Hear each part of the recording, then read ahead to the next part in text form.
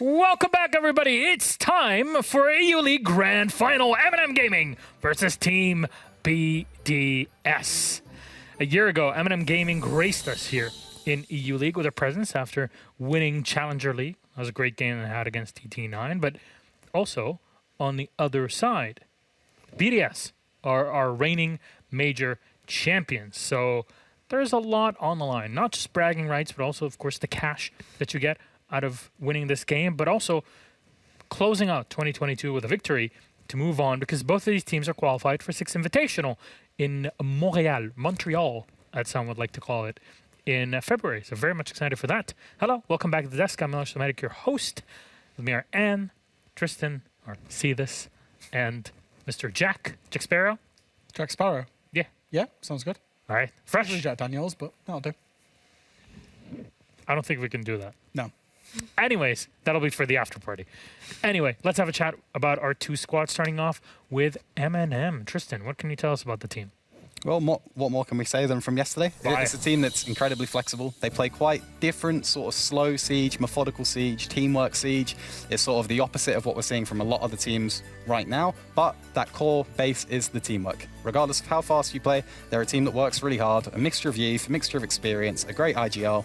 This is how they're here. I do wonder how good they would be if they adopted the meta that is currently being played right now, though, because they've certainly got the players capable of doing so. That being said, regardless, they stick to their identity. 2 majors in the last year. Played SI22. They're going to SI23 and the final of the UL finals. It's pretty good for them, I think. I mean, yeah, out of all the 4 teams that participated in the EUL finals, this is a team that's been together for the longest period of time. And you'd say that really helps with the teamwork, as you mentioned before as well. They do struggle a little bit on attack. We saw it yesterday as well. It took them quite long to get rid of some utility that Wolves put up in Cafe, for example. That is something I'll be looking out for today for them, if they can get that going on a little bit better. All right, and if we're to talk about the team on the other side, the winners of Jönköping, they finally done it. You know, they went up with an international trophy at a major event. It only took like 7 million years. Yeah, they've broken through that ceiling. They've broken through whatever barrier was stopping them winning so many international events when they were favourites. They went into Jönköping not as favourites, and they went and won it. And, you know, there's going to be one guy that we'll talk about as the addition. That's the game changer for this team that already made one of the best teams in the world. He gave them new dynamics. He gave them new ways of thinking, new ideas. That is, of course, Likafak. Since his introduction, BDS have looked nothing short of superb. Yeah, and I think yesterday, despite not always winning opening engagements, for example, they showed that they can still battle back later on into the rounds. And something that was also mentioned in the interview by LMs is that they have this adaptability to play against these more aggressive teams. That's something I really liked seeing from them as well. And another fact that they did really well yesterday is if you read into an operator ban stage, they really brought the right anti-breach operators, for example, on Skyscraper, which really helped them win out rounds. All right, well, if we were to compare 2 players, well, we can, because we have 2 players that are analyst selected and are head-to-head. So let's bring it up. Thank you very much, production. Who is it? Who are those 2 players? It's my question. It's Yuzus and Likafak. Jack?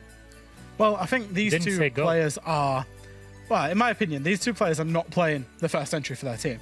But they are absolutely the star players that when you need a round to be won, they go and win it.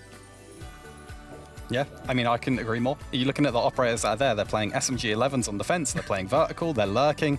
But still, look at the KD, look at the entries, the cost, the kills per round. They can sort of do everything. And I think that is such an enormous credit right now in a meta where you can play certain maps very aggressive, but you have to play other maps slow.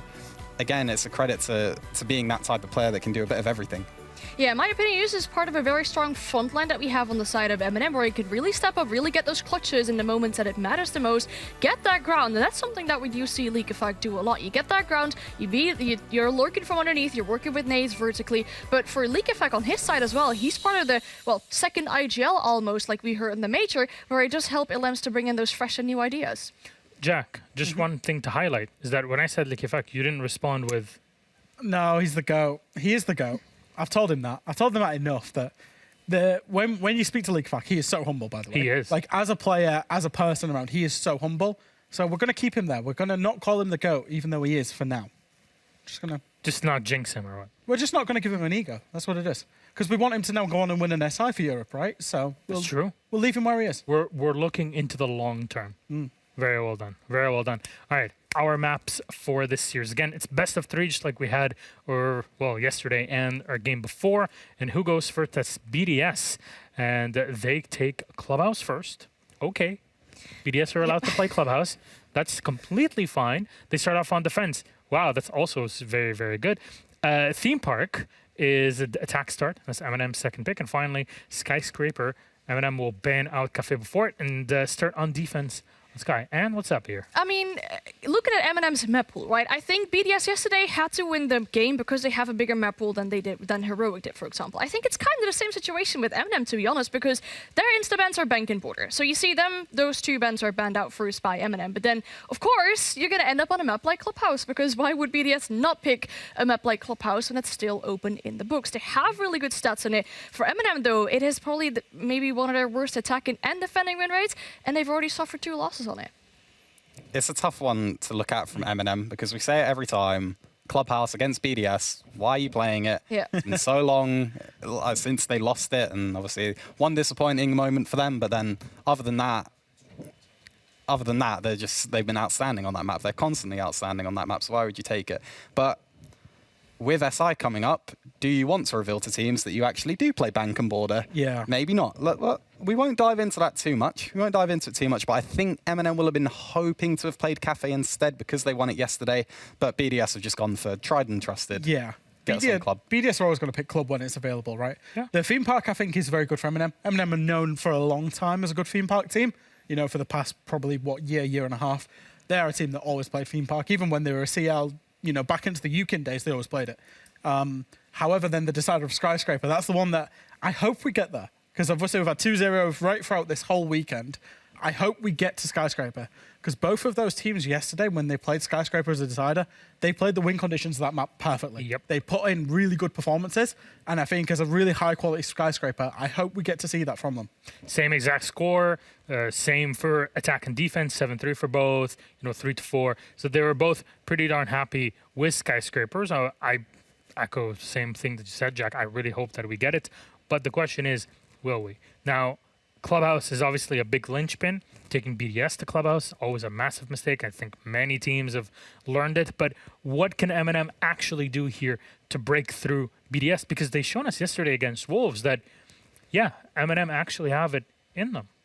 I think sometimes you get to a point where 2 teams are so good and they've got so far into a tournament that it doesn't really matter too much about the maps. It doesn't really matter too much about the style. It's just 2 actually good teams that work together, playing against each other. And ultimately, it comes down to who trades favorably, who's picking up entry kills, who's staying alive, who's clutching rounds. There's so many moments against teams like this. Like we had it when we played against Wolves this stage. We lost like 2 1v3s. It completely could change the map. And I think that clutch factor from players like Brede, players like Shaiko, players like EFAC, that could do it for BDS. But MnM are no slouches. Users, Solotov, they can all do it. I think when you're at the point of going to a map where, Clubhouse for MnM was known as a very long time as one of their permabans.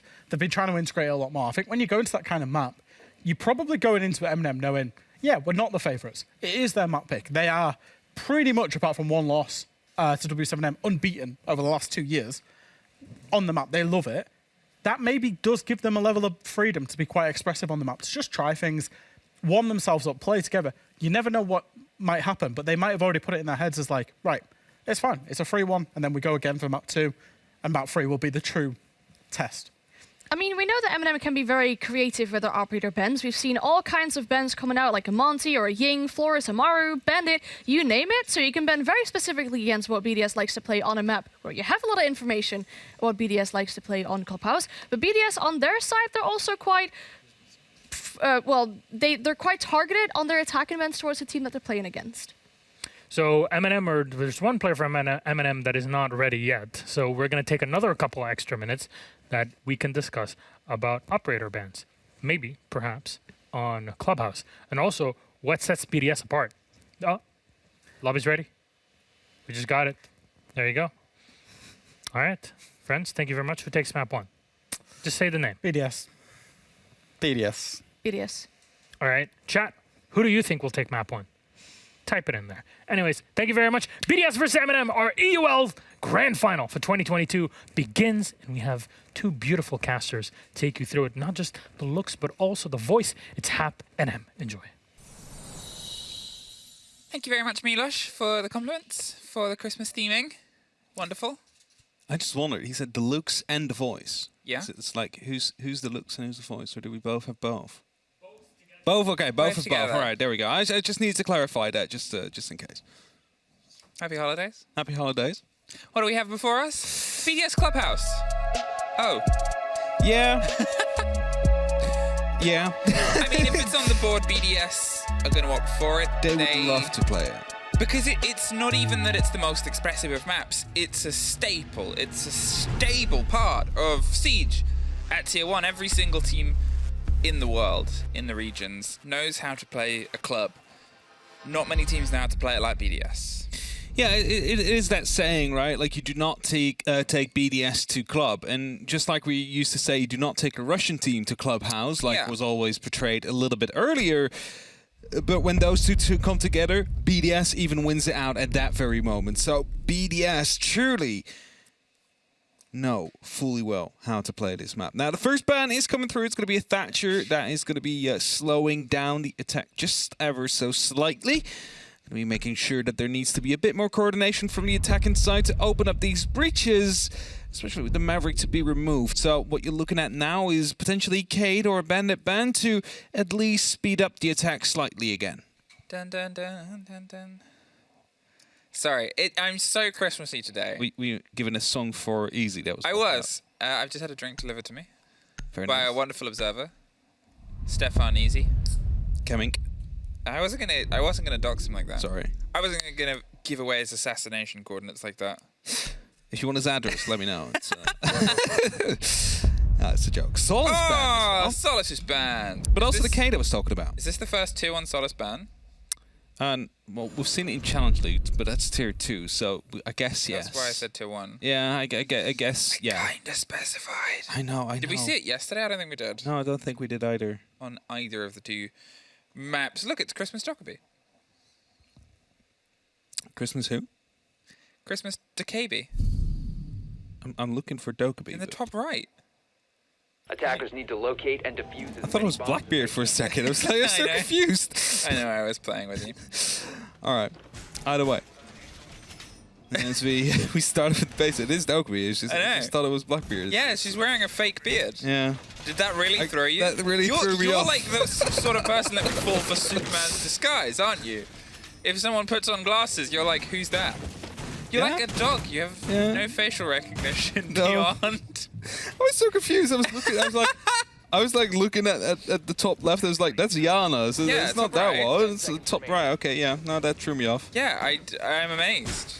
See, this is why there's no skins allowed in competitive, because people like me would just be thrown off. You would be thrown off. Yeah. Now I know entirely. I would call Blackbeard dead, and then the rest of my team would be, there's no Blackbeard. Yeah, and then you'd have to sit and have a think about it. We start with BDS leaning in onto their defense here on the side of club. They're going to see if they can try and get things rolling with this. Steady sort of hold of the extension, as we sort of said, across most of the map. You feel the full stretch of it. You see if you can explore big portions of it. Obviously, the site is down all the way on the bottom, but look at this on the top. You have Likefak trying to buy himself as much attention as possible. If he can take out a couple of drones and maybe even a player if he's feeling very lucky, things might start to put into his favor. I mean, that's it, right? You want to waste as much time as possible, because they've seen it yesterday. MnM, they could get quite slow on their attacks every now and then. If you manage to slow that down even more, your defenses are just going to be holding up way better. A very cheeky angle here, being held, uses, coming around the corner, doesn't quite spot him, drops down just in time. But that means they cannot actually try and pressure him for now. Likefak able to fall back. He's going to go for a bit of a run out, but misses the impact. It's just some slight unfortunate series of events right there that make sure eventually still gets the first kill with Rinchiro, but not as early as they want it. There it is, a long fight and 2. Solotov did not let go. And he might even try and potentially find a third fight here. Does Alems? Oh no, he's able to take it out there. I was going to wonder I was going to finish that with, does he know just how quickly this aggressive push is going to come through? But it seemed like he was more aware than what Solotov might have been. Now, the 3 versus 3, a bit of damage and some control rested over the top 2 floors, but they still have destructive work to be done. They've lost some of their soft. But look at what they still have. The sledgehammer can start to crack its way across. It's got the danger of 2 C4s to play against it. Sinella's going to start with a whole story above. Then you've still got Neo, with most of the ex-Kairos able to potentially get through the hatches that they want to, but the wall of pipes might prove a little bit more of a challenge. Yeah, hatches should be able to be opened up relatively easy. You do have to be careful for those C4s, but that's going to be about it. The thing is, dirt has been left soft. However, it's going to be a long walk for Nello to try and open that up. So I don't think we're actually going to be seeing too much of that. So double X-Scarrows being used there to bait out any of the impacts. None seem to be coming out, as there is none on the board, of course. That means the second set will be used. So the 2 hatches open up. Nello will lose his life though by Shaiko.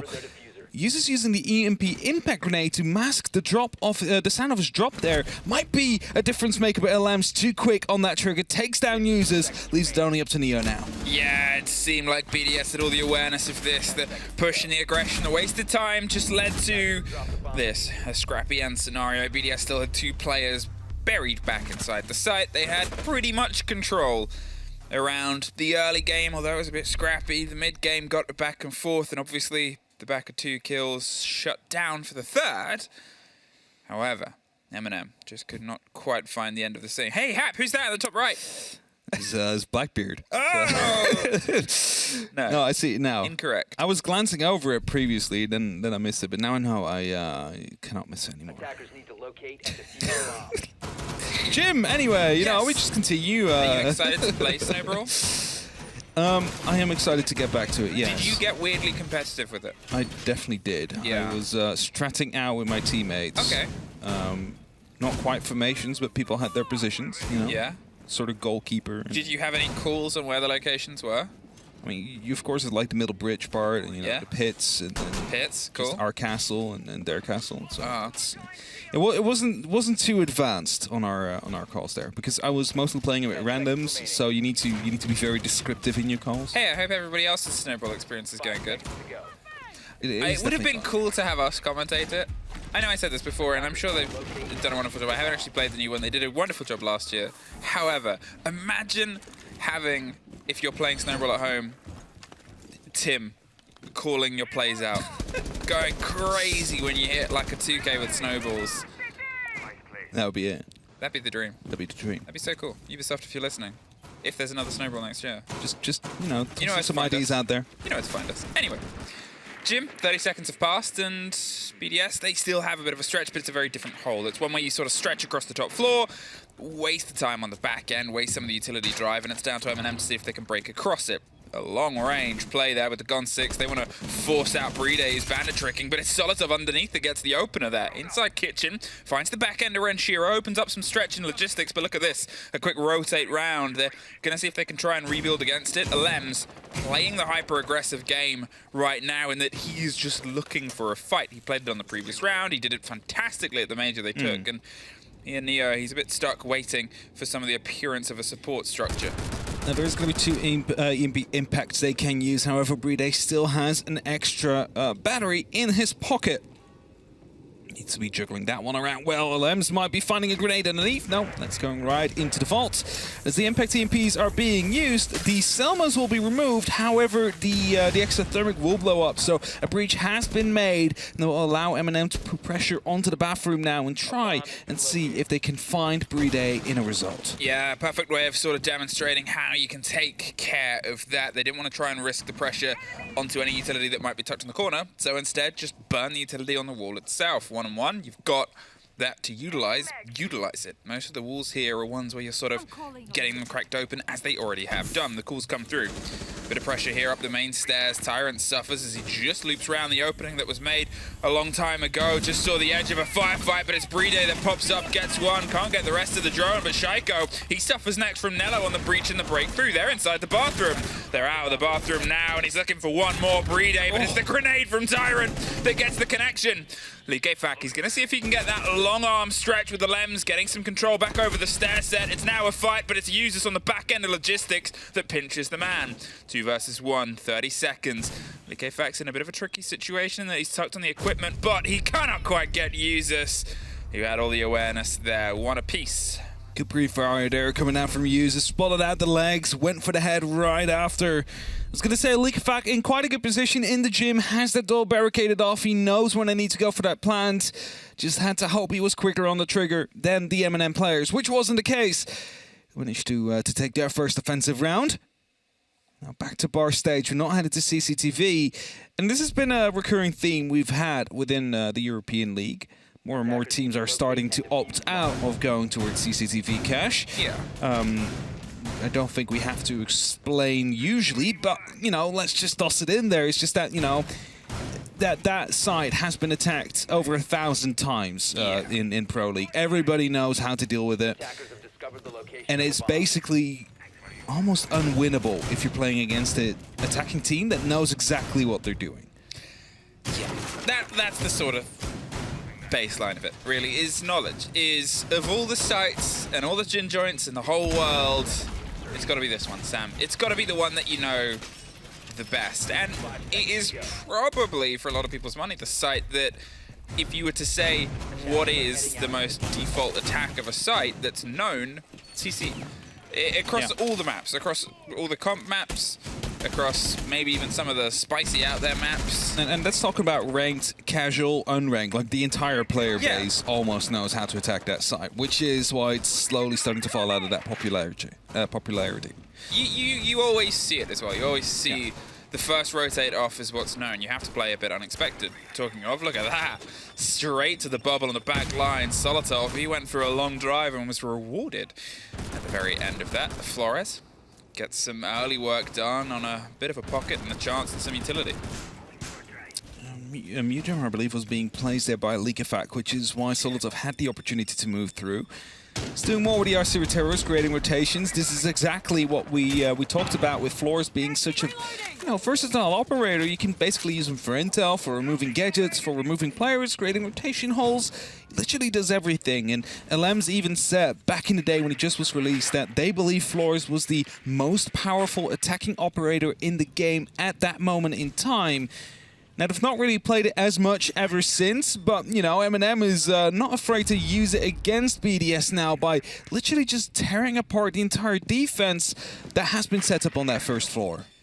I mean, look at this, though. They only really have EFAC that's close in a position to swing directly. The other players have all got themselves propped up vertically. BDS is sort of watching from the top down, and now they're all up there. Every single member is in a position where they sort of say, okay, great, they can do as much as they want. But we have this, the control. There's a quick swing round, the break there onto the bubble, I believe. Maybe another Gone 6 that might have just popped into corner here from the line. As the pressure comes through, they're going to see if they can go for something right under the smoke. Solotov, he's going to try and lock it out. Shaiko's above, and Nello, he's just going to hold F, and, well, he gets it stuck. BDS, they take the drop, and now he's going to see if he can just hold the corner. Do they know? Nello, They don't know, swing, they don't know, they don't know! swing, Nello, They don't know! What? BDS! And look at Shaiko! Even he doesn't truly understand what happened. This is a ninja plant into a ninja defuse. Oh my god! That was all within about 20 seconds from start to finish, both plant and defuse. Wow, that is not often seen. Tell us, Trader, please. That's all I'm going to be saying to the analysts back in the green room. But what happened there is, you know, full top floor controls being held by BDS. We all know how important it is for bar and stage, but you still need some verticality. That's what was lacking, and allowed MnM to go for the plant eventually in that smoke. But that same smoke and explosives going off at other places of the map masked the sound of Shaiko dropping and going for that defuse. They were unable to hear that sound prompt go through. And that is just an instant win coming in. Even though MnM, they set it up quite well, took care of a lot of the utility, realized BDS is all upstairs, so all you need to do is put the line out onto the highway, watching through that hatch on construction. The plant should be safe at that time. And it was. It definitely was. But then everybody pulled a bit too far away. No one actually had an eye on that diffuser, and the sound cues did not really prove trustworthy there due to the explosions again going off. Did they? Well, again, explosions were happening. No, there was a lot going on, sure. But, like... It's also like 2 meters away from it, so... Just the pace of that was comedy gold.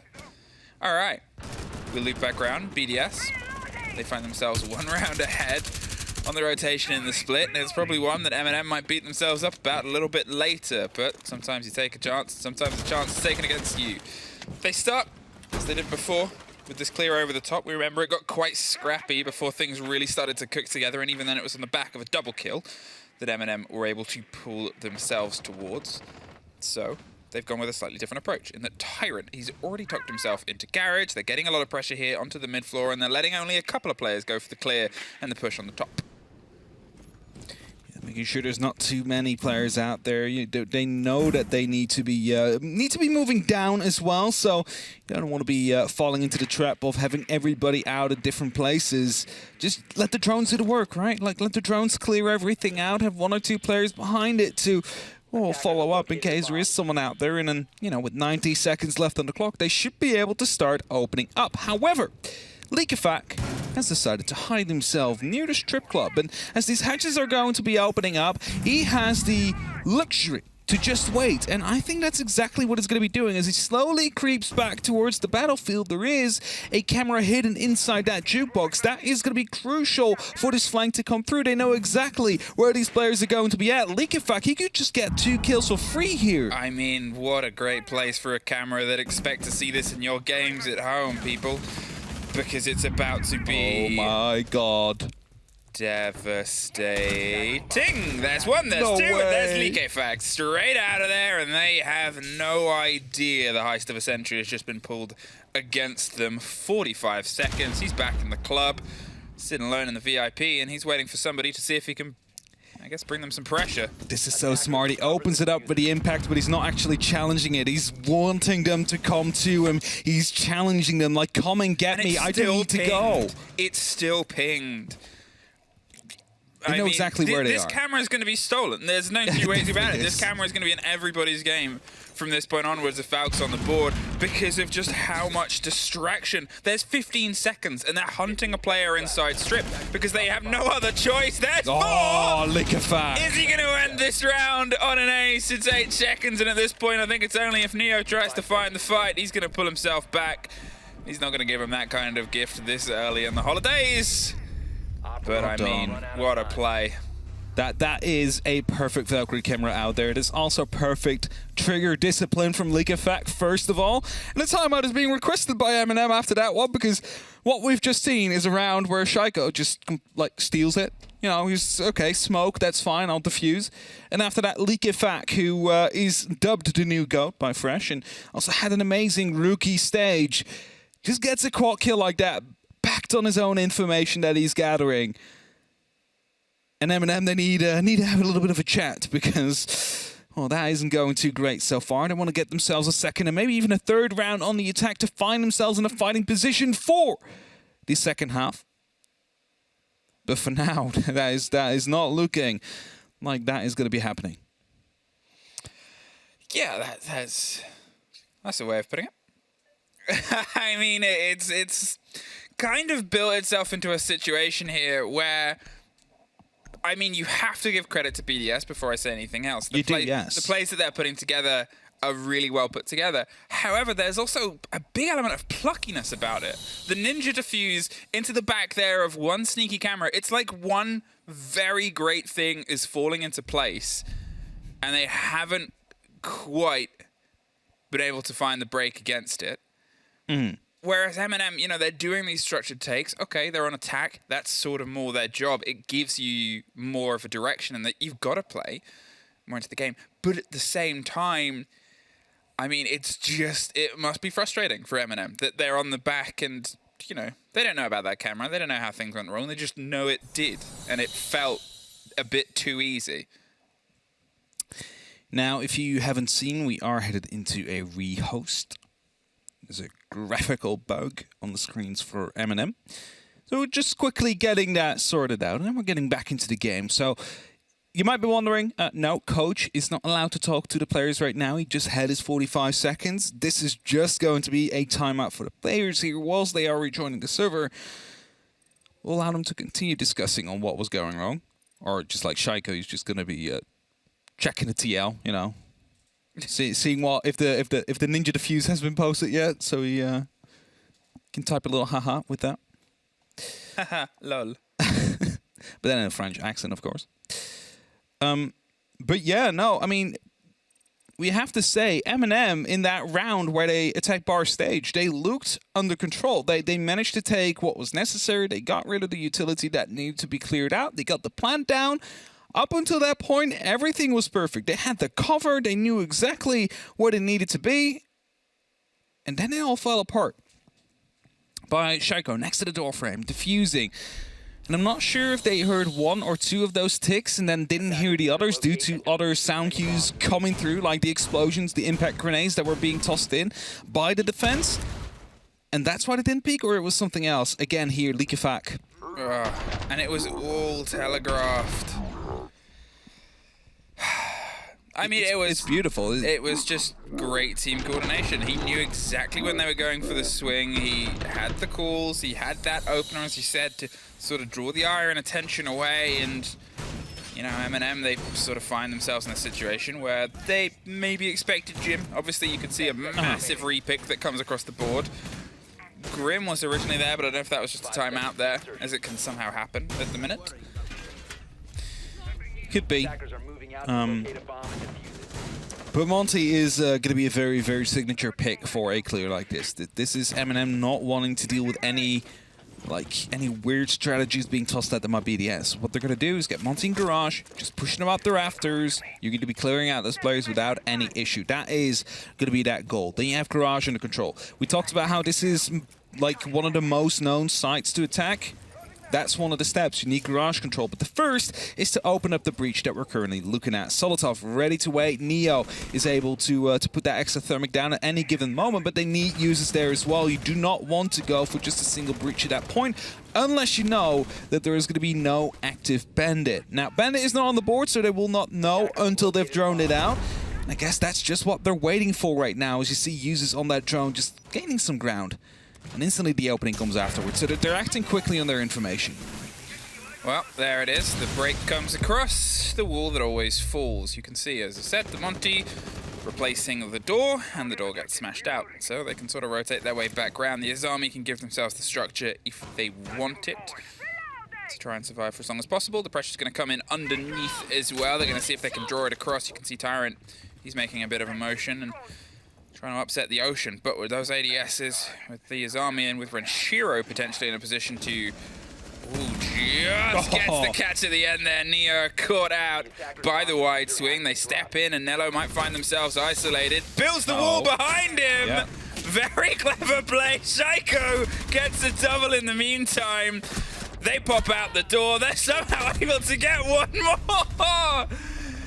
And that was just, okay, for what I called in previous rounds as those little moments. The Azami to block the Monty. It's great. It's brilliant. It's just fun siege to watch. It's the siege that you want to watch from the reigning major champions.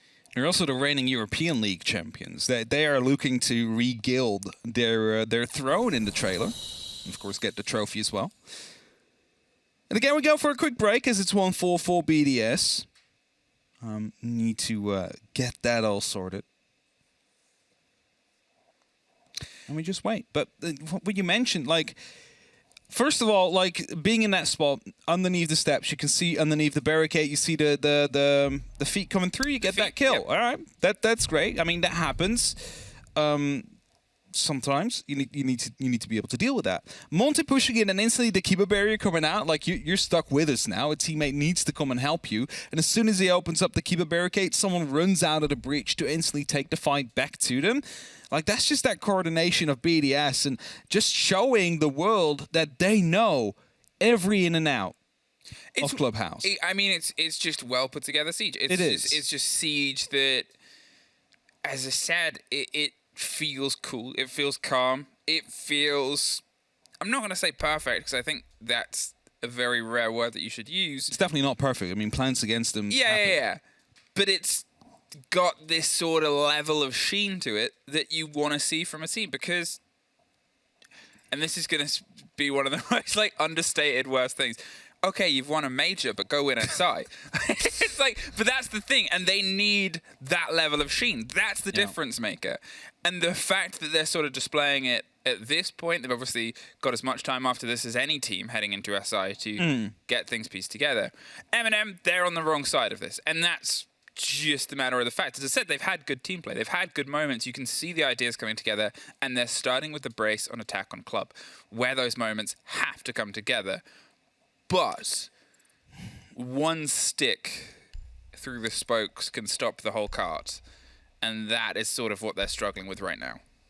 The thing is as well, though, right? Like, we all expect BDS to take Clubhouse.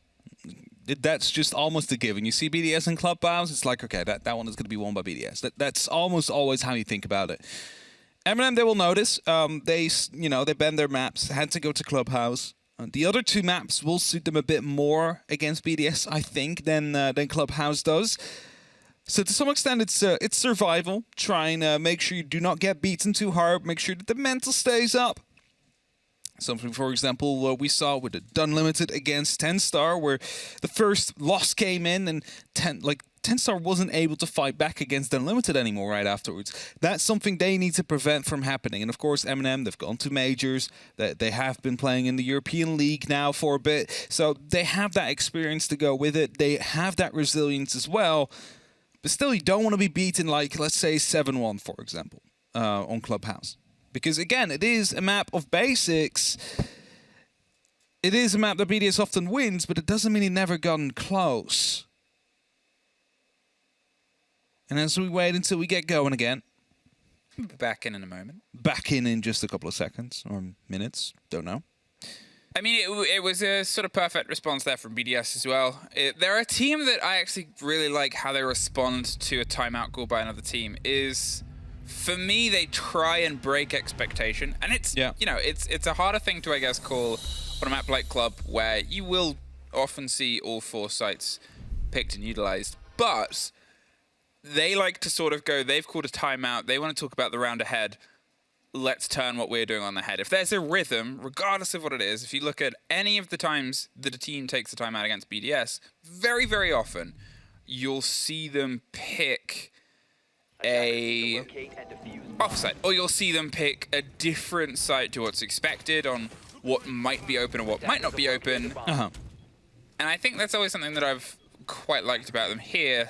They get one more swing round on bar, where a fate was cruelly decided by 2 very sneaky players. The BDS surely is going to be finding themselves some adaptations as well. They know they basically dodged a bullet with that Ninja Defuse coming in, right? Like, they also know that round probably would have been MnM's if they acted on Shaco going for that defuse. I mean, the early round was all MnM's, that they were able to open up whatever they needed to get open up. They got the plan down. Normally, when you have 5 players still left alive at that moment, that should be a round win, but not the case this time. But surely BDS is going to be playing a bit more reserved now, a bit more actually on the side itself. At least I hope so, to stop that from happening and make sure that they bring the aggression there where needed in time. Now, there's no Flores this time on MnM's side, so they're going to have to get rid of utility in a different way. That means Brede has a bit more free reign with his cameras, able to take out drones, for example. Solus had been banned. Yeah, it's obviously more of a familiar game because the removal of Solus is something where, you're sort of like, ah, but at the same time, it's still early days for Solus, especially as there's an importance to this game that varies with the importance of where we might have seen her. We saw her played a fair bit yesterday. Mixed success across the whole day, I think it's fair to say, because it's early. And you're not seeing League play. You're not seeing Renshiro this round either. Tyrant, very quick into construction. Lems isn't too far away. There's a player either side of him, though. That's the sort of danger. When you're between this. Shaiko in an LM's place. How do you act? For now, Tyrant's going to sit and wait for a call. Now, construction is very important to hold on to because it will enable a plan to happen, and I think that's what the rest of MnM is starting to work around to now. However, Tyrant, he could be double swung at any given moment because they know he's out here. The bandit gets very close, it's Shaiko to run past, but surely the player on the bedroom side should be going for a bit of a swing now. No, Shaiko again going through, but he falls eventually, and LM's not there to help his teammate. It's going to be meaning that BDS is now 2 men down. Yeah, different approach here over the side, and you wonder if this was the team talk direction that they wanted to have. Expecting this to be the side, the swing comes across. There it is, Bride on the door, and LM's from the logistics side, and they're able to at least take care of Tyrant and maybe try and bite back some of this verticality. However, with just under a minute left, and Nello going to see if he can try and plant the kit slightly deeper, a slightly different position. LM's finds Nello though, and as you said it, Warden had the cover on the smoke. He's looking for the fight. Cannot quite find it. Users gets the angle. And Leak Effect gets one back on the stairs. The 2 versus 2. The Maestro Cam's doing a bit of damage and work. Maybe some attention or a drone that was caught out, but it wasn't done to the player. Maybe just a statement piece of saying 30 seconds. What are you going to do? Heard the warding glasses activate there as the smokes came through. Good adaptation, but the diffuser will be recovered. They can see though, but they bash that camera, so that information has been taken out. Lots of damage done though from above. Now you have Leak Effect coming up from behind as well as the cam starts up. He gets the injury onto users. It's a 1-on-2 now with 12 seconds on the board and the diffuser down. Solotov needs to make a guess. He guesses wrong. Leak Effect gets that final 2 kills, and that's BDS with yet another round on the board. Camera is only blind for the time the doors are shut. And there was a bit of scrap damage that was done on the collection of the kit. Obviously would have aided in what was the down there from the Maestro bubble. 5-1. BDS find themselves peeling further and further away here on this, the opening half. Now they've got to see if they can try and just push it over the edge. MnM, they obviously have used their timeout. They've only got the road ahead to see if they can try and root something. But it has been a very rocky road to get here for them. So far, yes, definitely has been. So again, this map is a bit of survival, making sure that you have the opportunity to strike back in the next 2, take it with that 2-1 victory. Not saying MnM has lost already, however, BDS is one of those teams where they rarely lose Clubhouse, and MnM are fully aware of it. They're truly trying to test BDS, but BDS too strong so far. But the attacks are coming through, and they're defending the basement. That is a difficult side to get through. You need to often rely on these hatches, and if a MnM roamer goes unseen, we might just get a bit of a repeat of what we saw Leak Effect do earlier on. So BDS, they need to make sure they drone everything very carefully before they start approaching that site, but again, not lose too much time in the process.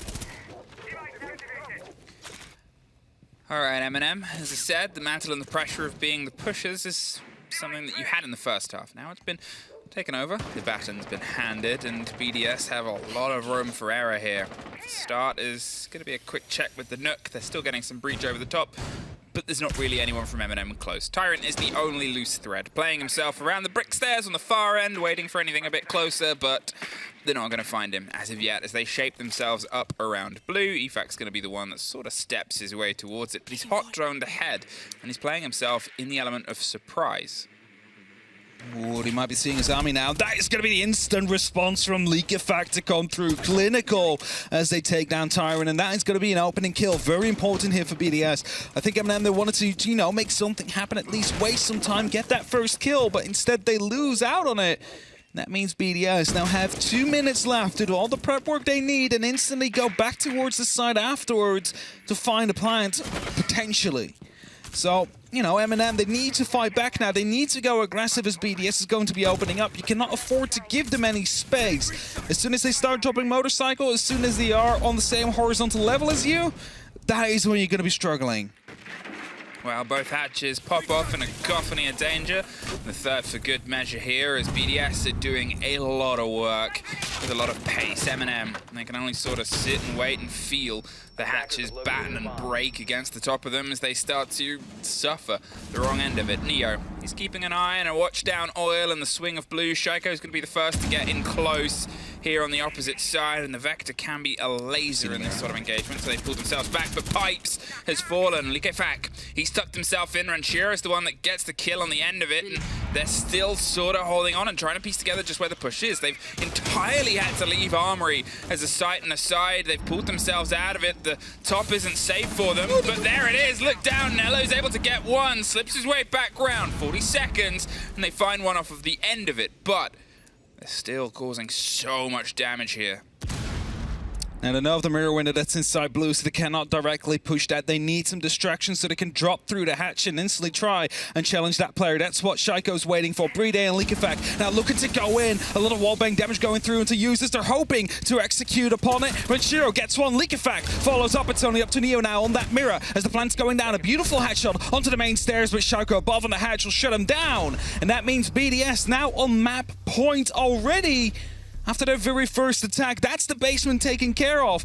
And I just have to say, I liked what Shaiko did there earlier on. He ran inside blue, saw the mirror window, he's like, nope, we're not pushing through here. I'm going to be holding this from above. We'll let the execute happen elsewhere, near triple wall. And that's exactly what they did. They pushed through, and they managed to find a success. And that is the strength of BDS. When they haven't quite opened up everything they need to open up, they just pull a trigger, and it works out for them.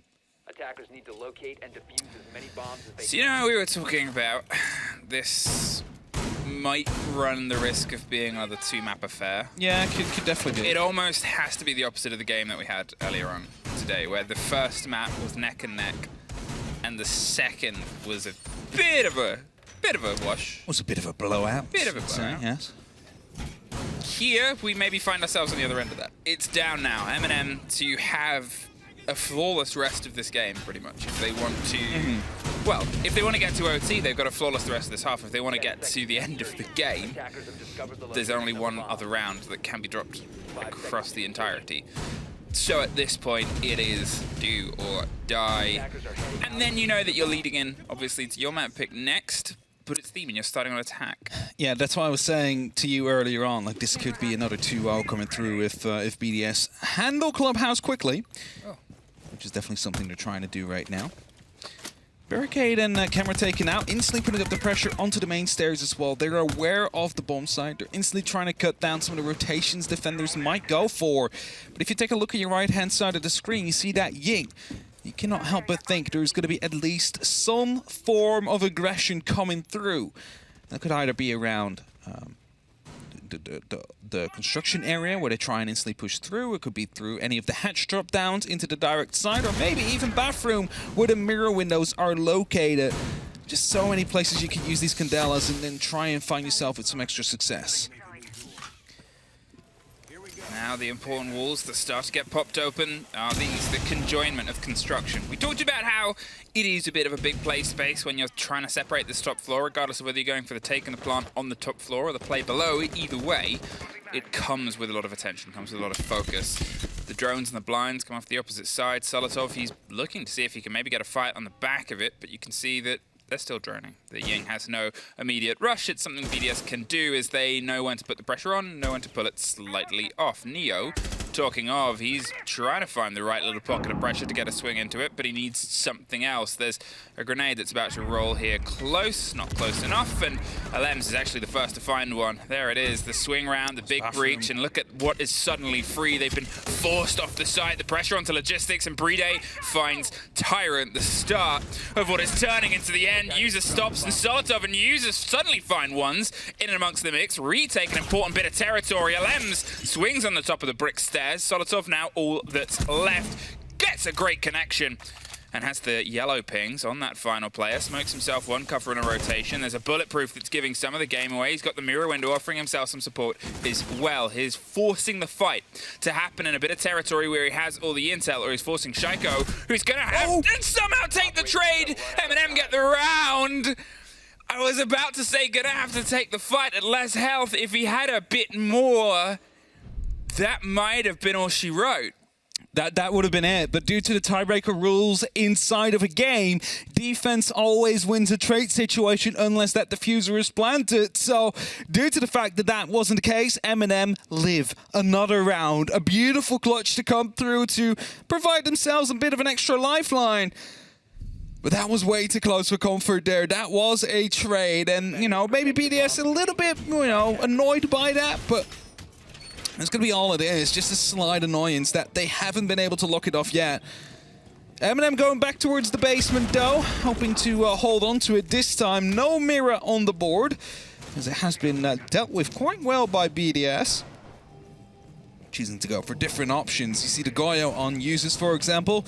It's going to be able to put some fire down in that room as soon as the pressure gets a bit too hot. So you see it onto you know, some of the immediate entrance points that BDS would like to take, possibly, just to make sure that that will be slowed down ever so slightly. 5 seconds remaining. So it seems like a quite heavy row. Mozzie, Vigil, Mute, all up on that top floor. They're hoping to waste some time of BDS here, but, you know, the thing is, they're 4 rounds ahead. If they realize this, might just go straight for sight. I mean, I said they sort of had to be flawless, and you physically could not get closer. Yeah, could not get closer than Could that. not get closer to a round going away from you than what we've just seen. MnM by the skin on the skin of their teeth keep themselves in this map. Shaiko takes a fair chunk of damage there as he's caught in the fire on the breach and the breakthrough. Tyrant, I mean, he's playing with those bars. Does he know how close they are? Just on the other side, it's a very aggressive position. They seem to have some awareness. Bride wants to swing at the same time as the pressure, the calls come together. There's the drone confirmation, and there is the right time for Tyrant to leave. Trying to fall back here, but Shaiko already in quite deep. Leak Effect will find users, and you see that these rotations back towards the actual side are being covered off a BDS member. So what they've done is basically created an MnM sandwich here, with some down on the side, some up top, and they are going to be right in between, but they are actually the ones successful. Leak Effect finds a second kill. Nitrocell used in the attempt of potentially taking someone out onto Raptors, but no one's out there. And now you have 1 person on the side and 2 still left up top. BDS, they might just call to go for the side directly and overwhelm that 1 person. I mean, there's another connection there. LMs, he's been so consistent throughout this showing so far, but to be fair, who from BDS hasn't? They've been able to at least find some of the space back down to the site, but now they're coming into the back of a fight. A flawless to end what has been a dominating display here on Club. They really took the idea that this is our map and rode it all the way to the bank. 7-2. And MnM, they're going to have a heck of a team talk. Yeah, they're definitely going to have a bit of a chat there to make sure they are going to be right back into the mental for that second game, because, again, it's going to be a rough start for them. They will be starting off on the attack on Theme Park. It's not going to be ideal being a map down, but it is not over yet. There's still a lot to fight for here. I'm sure MnM want to go all in. Not being ideal is a bit of an understatement. Trying to stay positive. For the map that we just saw, no. That was one of those ones where you've got to take the biggest mental reset afterwards. Yes. And you have to look towards your pick. And you have to sort of say, that was theirs, this is ours. Let's prove it in the same way. But before we get there, we have a break and our desk.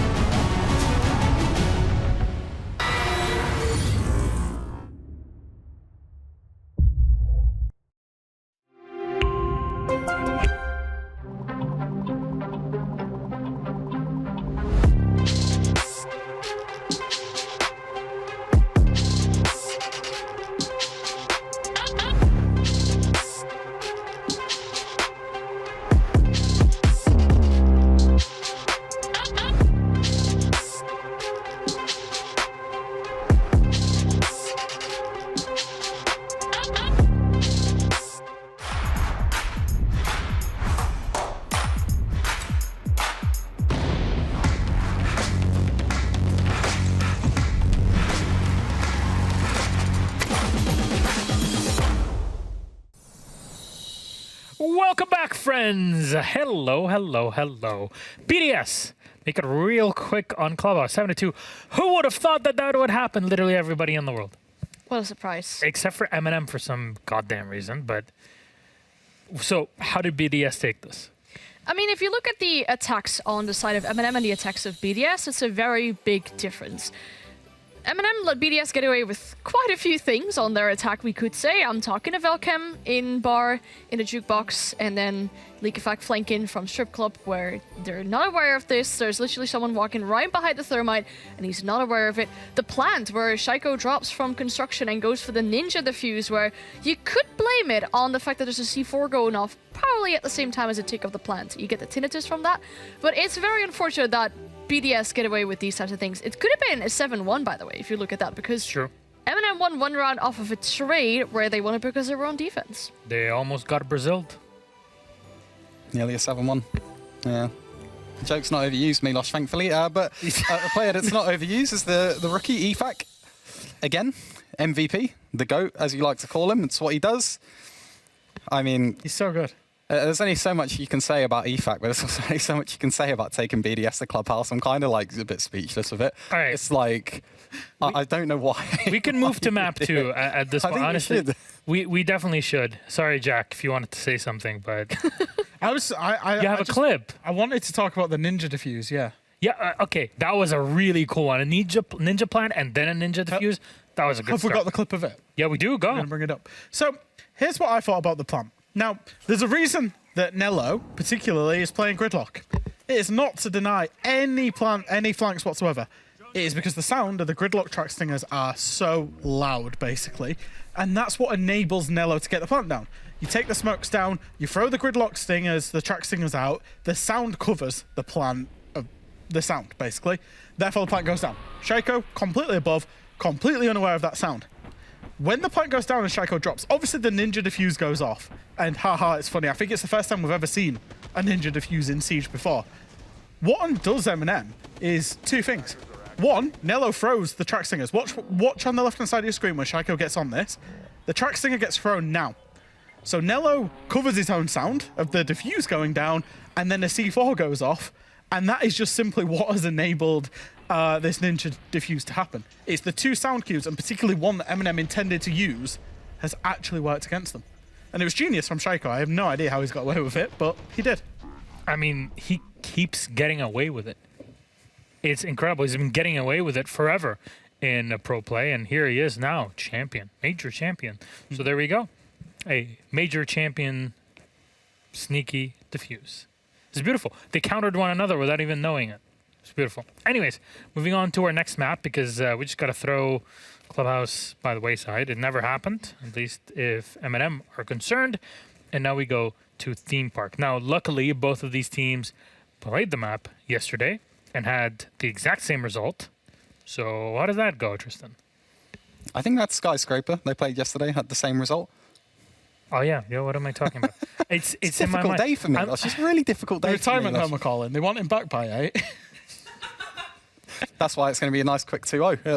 MnM have been told. They're on payroll. They're on Milosh payroll. I am so old. God. I like Milosh and how, malfunctioning. I like how M is laughing also. MnM. Okay, server. But anyway, ready yet. Theme Theme Park, Park. a map that both teams are good at, a map that has preference for both teams, especially MnM. We spoke about earlier in the Challenger League game. It's one of those maps where they kind of, I know they really like to take the Monty. I know they like those sort of crutch operators, Ying, Monty, Lion, Dokkaebi. They won't be afraid to use it. They're going to use it. It's going to be interesting to see which aspect of that BDS chooses to ban, or if they just lean into that themselves. MnM have got a much better chance with Theme, purely just because of the map. But again, it's BDS. They're good at it. I think the thing for BDS is obviously it's going to be the fighting at the borders, right? Fighting at the top cache, top dragon balcony, those kind of areas, and the cafe side for the top floor. And that's how Theme Park plays out in most scenarios. Whoever wins that initial tussle around the territory, the first port call of the map, tends to win the round, whether that be the attack or whether the defenders hold on to it. So, but yeah, I think it's certainly for MnM. Clubhouse is very clearly not their map. It was a permaban for them for a long time. Through to Theme Park, and I think they do have a better chance on that. And if we're talking about attacks on Theme Park, well, if you look at MnM, it is one of their best attacking maps, where they win about 64% of their attacks. Also one of their better defensive maps. You can say it might be one of their best ones, except if you take Chalet out, but obviously if BDS have a bigger map pool, they can just ban Chalet. For BDS, they have played that map against Liquid in the Grand Finals, and they then won all their attacks, so that's also a very promising sign for them. Okay, well, we're going to have a bit more time than we expected to get the lobby all together for map number 2, but look, if you're MnM, you definitely don't want this to be a quick 2-0, right? you also want to, put a couple more rounds on the board. At least. Might be why they're delaying the game starting, to be fair. Maybe they know something that we don't. Maybe they know it's going to be a 7-0. It's actually not that, but it's more like a technical thing. But Okay. sure. Well, get your hopes up. Anyways, what should be MnM, or should they be doing now? Because, Jack, I don't mean this as like a disparaging thing, but a couple of years ago when, you coached Chaos. Right. Oh, I got relegated. this again. No, yeah, wait, yeah. wait, Come on, everyone's in for this. Wait. I'm ready. I'm all in. I'm being very realistic about it because I love to hear things from Jack. I'm ready. I love his voice. Help. So, Jack, you used to say that whenever you play against BDS, you can prepare forever, but when you're actually in the server against them, your preparation will mean nothing. Yeah, they're very good at... BDS are a very good and, experienced team at having seen everything against them, basically. They will do very similar things. They'll keep it very simple and do very similar things, and teams will try and counter them, but BDS have seen every way of being countered, know how to deal with it themselves. And I think that's always what made BDS good. I think now that they've added Leak Fac as well, they now have that dimension of just being able to do something different. At least one player just doing something different as well, and that's what makes them so good. And I think Theme Park, it's not one that was always in the BDS locker. They used to suck at it. There's no two ways around it. They lost it against Chaos. Yeah, and then Elem said, look, we took too many L's, including the one against Chaos. I think that was the real trigger. Yeah. And okay, this is the time for us to actually practice the map. They practiced it for 3 weeks. They come back, 4 weeks later, we're saying, oh, are they going to suck at it again? They go up and smash whoever they played against. So, going in 1 month from Shaiko tweeting about Theme Park and complaining about it, that it's now in the rotation, to actually, we're pretty good at it now. It's pretty impressive. It shows that progression of the team as well, right? Yeah. Theme Park was a permanent ban. Villa was a permanent ban of BDS for the longest time. And now we're looking at them as major champions playing pretty much 8 maps, maybe 9, depending on their day, whether they want to include Chalet or not and how they're feeling. And I think that's a really good progression for a team. And that's what I say. They have continued to grow, even though, the last year before Jönköping was not the best. I also think, in a way, it's somewhat of a credit to how the game is developed, to be completely honest with you. I think people just know now in general how to play maps like Theme Park. Then also you have the option to take things like EMPs. You have the option of playing like 1.5s. I think back when they complained about the map, we might have still had ACOGs back then, to be honest. So, it's just one of those things. The game's developed. There's more ways to play maps. Maybe it's just naturally sort of slid over to being something that they like. I'm just looking at the operator bans as well going into Theme Park. MnM banned Mav and Cade, and BDS banned Thatcher and Solis. Probably expecting some switches in that, considering the few things that BDS got away with had to do with some information that they had as well. What would be swapped? I mean, a Velk ban, for example, just, denying a little bit of that information on defense that BDS played so well off of just in that game. Or the Maestro, for example. Yeah, it was hard to see a Maestro ban. It feels like, oh my God, is this... late 2018, early 2019 again? What's going on? We had a Maestro ban yesterday. Yeah, that's what I'm saying. We did have one That's yesterday. literally what I just mentioned. Yeah. You're talking about me in the retirement home? Tristan? Oh, I was encouraging Wake you. up, I samurai. was making sure that you were correct about something. I wanted to build you back up. But yeah, I think information denial on theme for a ban would be good. We saw it in the Challenger League game as well. We thought we might actually see that, but we didn't. We saw a mirror ban instead, and then not a single attack was won by the team that decided to ban mirror because they were playing against a Valkyrie, a Pulse, a Mozzie every single round. But still, yeah, I think information denial is probably a good way to go here for BDS. Yeah, I think we also didn't mention the Azami. We saw the Solace mirror ban in this CL game. That leaves Valkyrie, like you say, Pulse. Azami is always open. You're always going to have these things. I think Theme Park, it depends which way a team is happy to crutch to. Are you happy to crutch to a Solace? Are you happy to crutch to sit behind a mirror window? Or are you happy to crutch onto a Valkyrie or an Azami? Because you're going to have some of them in play at least. And I just think one thing about Theme Park is MnM have got this reputation now as being known as a team that throws a lot of rounds. Theme Park is... both of their phases. Come on, let's be honest. Fresh is an expert on having a team that throws rounds, in fairness. That's true. I'm sorry, I watched stage 3 of Rogue. We were only 4 points from top. I don't think he got 4 points. I did. Fair. We drew about 17 times, mate. That's true. 6-6. Anyway, Yeah. what I meant by throws round was like throw 5v1s, 4v1s. Theme Park, where was it? Was it Berlin? Where they threw a 5v1 on Furia. Theme Park against Furia, against Fancy. And then also in EUL Stage 3, they threw a 4v1 Yeah. against 4v1's Skiddy always. on Yep. Na'Vi. So, you know, they have a bit of a tainted history of throwing rounds on Theme Park. And even though it's a rarity for it to happen, it still gets in your head when everybody talks about it. Because, of course, it's going to be the talk of the town for the 10 minutes where it's relevant. Wasn't one of those 4v1s or 5v1s that was played against Eminem also awarded for Esports Player of the Month or of the Year or something? So, I mean, That'd if be hilarious. anyone starts playing it, starts talking about it, must hurt your mental. I assume not on M&M's side. Probably the team that played against them. Yeah, sorry, that's what I mean. Like Like, they'd be pretty It happy. should be a new award. We should have the throw of the month. That would be good. Was it Throw of the Month? Yeah, we should do a throw of the month. award. Actually, Rogue got Yeah. a few of them, didn't they? Yeah, it'd be good. That'd be nice for us to win something again. Well, at least Rogue made it to EUL finals one way or the other. Anyways, this is who he is, by the way, for those that are asking in the chat. Who is this guy with the glasses? It's Say This. He's the, I guess, coach, manager, whatever you want to call him from Rogue. What do you Whatever. actually do there? Anything. What does whatever they Meatby need. do on the team? Water boy. I'll let Yeah, them I mean, do it. Even Ant's getting involved in I mean, Sunday. Berlin was. Anyways, thank you very much, my friends. It is time for us for potentially our last map of the series. Maybe it's up to MnM to take us to map 3. Will they do that or not? We'll have to see in game. Back to our beauties on the caster's desk. Tap NM. Enjoy. Thank you very much, Miloc, and thank you. Welcome back to the Castle Yeah. Desk, where we actually do not try and humiliate each other actively. Every single given possibility. Wonderful, we get. happy holidays. Yeah, it's Happy just like a brawl over there. Don't know what's happening. It's like a Bell Royale. I was going to say, before the throw, I was thinking, I'm going to say that I feel bad for Anne, and then she got involved at the end as well. Yeah. So I don't feel bad for any No. of them. So just get in the game. Yeah, we'll get into this. Map 2, maybe of 2, maybe of 3, and it's down to Eminem to prove anything because, Oh, social. boy howdy, that first map sure was powerful. That's a warm up. That's what we call that, Emmy. Just getting up to speed. I think it's also called Brutal Demolition. Yeah, no, definitely. On BDS side. But I mean, okay, I say brutal. It was, No, it was brutal. yeah, but it was quite calm and collected. Yeah, It wasn't like the most unbelievable, like no holds barred. They're taking control of all the map and Eminem. Calculated brutalism. That's Yeah, they did what they needed to do when they needed to do it. Whether it was a minor thing, whether it was something small or yeah.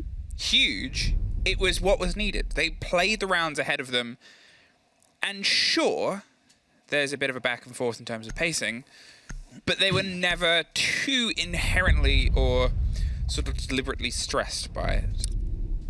Different bands already coming through. Ace, of course, to force the team to play more towards a thermite. There's a lot of impact trick possibilities here on this map, so BDS looking to use it to their advantage. I think Ossa Izame removed. I think everybody knows why. And Ossa shield is going to be quite annoying to deal with in some of these lines of sight. Izame speaks for themselves as well. And then Solace to lock it all off. So that means that we do have Mirror on the board. We do have Valkyrie on the board.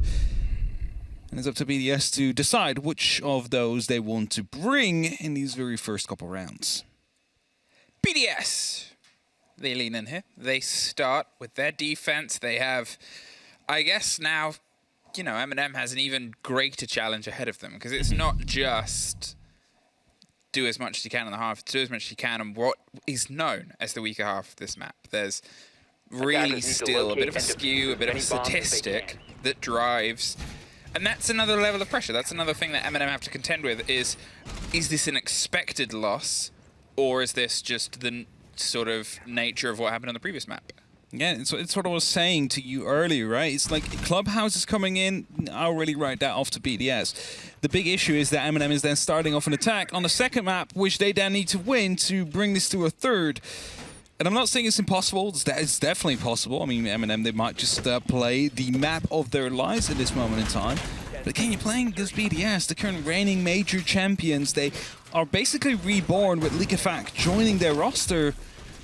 You really need to be on point here. And that kind of sharpness that we need to see from them, that was also lacking from Clubhouse. That was not just BDS being better. It's also just a lack of teamwork at times. Or what's the response, MnM?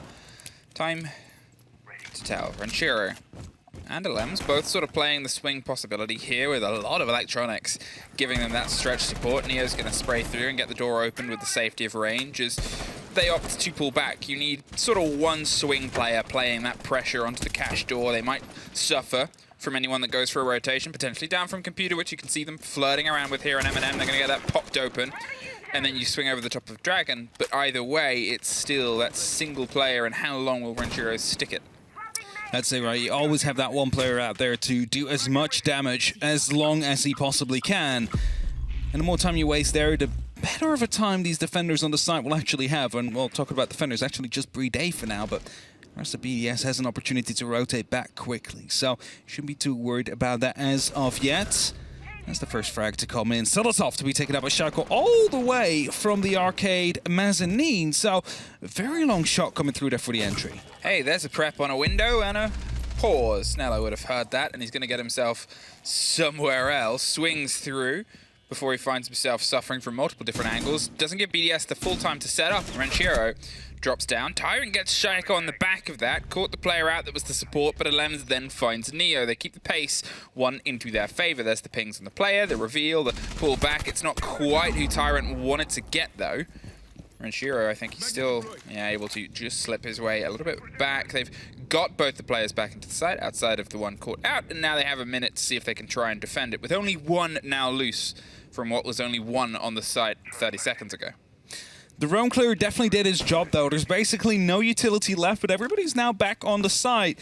The issue you're going to have is that you are now stuck between the usage of two doors. You can either go for split, which is what Tyrant was eyeing up before he just took a small amount of damage there, or the Dragon door, which is playing close to BDS. Now, Nello's choosing to go for the first one. Impact EMP goes through to burn the Syria laser gate. They're hoping to find the first initial kill, which would open up the side. But BDS, again, they have that man advantage. LM still out on that roam is going to be protecting Dragon. One important thing that we haven't quite commented on yet is the hard breach charges were gone. They no longer have what was in the pockets of the Buck, so they've just got to sort of try and drive themselves through what is a bit of a narrow space. Two doors either side. They find one, get dropped in the trade out. Nello can't quite get the connection with the next. Then it's Lems on the back end, and suddenly Tyrant is all alone inside split. There's guns either side of him. He's got a gate there too, and only a pocket full of seconds. He's just going to see if he can pre-fire an angle, bait one of the background fights in it. Can't quite find anything. The loss of the Buck proved to limit them, and the limitation proved BDS the first round. MnM, they used all their phone calls, they used all their Jekyll scans, they used 2 of the EU1Ds they have with the line scans, as you may, to get the members of BDS back towards the site. They managed to find a couple of kills, but not quite enough to actually have the upper hand for that final stand. As you mentioned, losing those hard breach gadgets definitely hurtful to some extent, because they were forced through doorways. You're not going to be winning that one out, especially not with that amount of utility still left on the defenders. So it was a good attempt for MnM, but not lasting, unfortunately.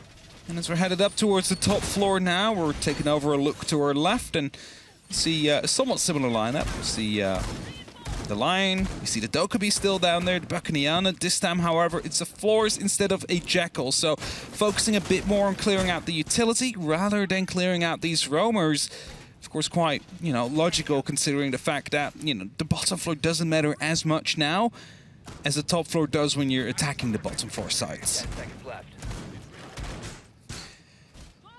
MnM, once again, we saw what was a structured start.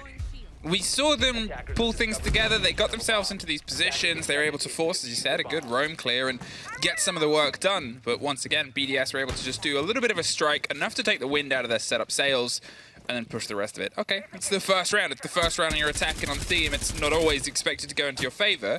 But now they got to make sure they don't fall into that headspace, the one that sort of led to some rocky roads previously.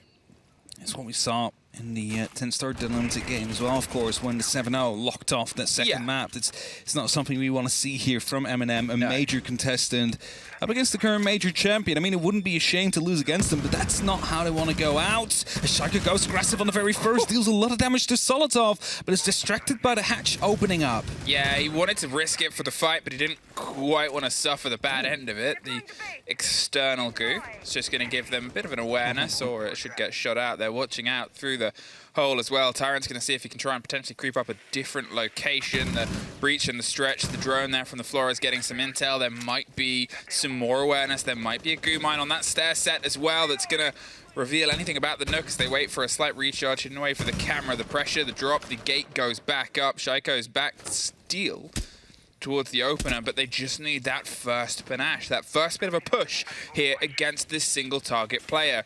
He's doing everything he can to buy himself, moves in the back of it, but Shaiko knows what to aim for, pulls himself background, still watching the hatch, still patient underneath their Tyrant, maybe expecting a fight to come through. There it is. The slow and steady movement was the set. If there's a goo mine, there it is. There's the reveal. Shaiko leads into the fight, gets the fleeing player. And he has played that perfectly. I mean, that's the trouble with Legion, right? I mean, you can put up 7 of those goo mines all around. You know exactly when you're going to be pushed and from where. But as Zeus is now coming through, he's right next to that door. Has Shaiko seen him? Well, definitely knows about him now. Leads into the fight, finds the 3rd of the round. And as he finally gets shut down, I believe, no, actually, no, it's Nello with a kill coming through. He's now in the upper arcade hallway here. Knows when it's going to be up on the stairs, but gets taken out by Shaiko for his quad. And he's aware of the last in cafe. Doesn't get the ace as Neo shuts him down. So close towards getting the first ace of this showdown, and instead finds himself sitting on 4, the same as Likefak did before. This time, there is still some hope here for MnM. 30 seconds. The Thermite, with not much health to his name, is going to see if he can try and get the break through, but you have to realize that they're still watching patiently. They have an awareness. It's 2 of the players versus 1. The rotate comes through. The long angle is planting in the default behind Train. They know where he is. They've just got to swing this at the same time. And there it is. Pressure from 2 opposite end doors. Not much to be done. Hands the kit over. Builds up his teammate's cost. Very nice. 2 rounds in a row for BDS. Yeah, stats is all that matters here, you know. So. Yeah, I mean, you know, if you want to give your friends a treat, let them have the defuse sometimes.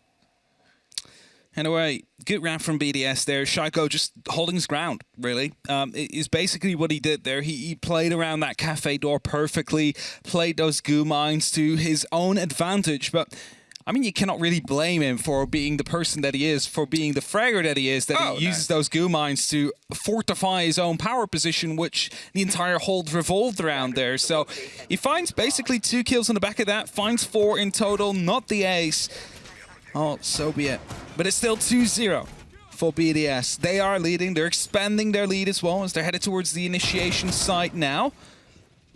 And as they're creating these long angles, it's going to be making it quite awkward for MnM to go for a cash take.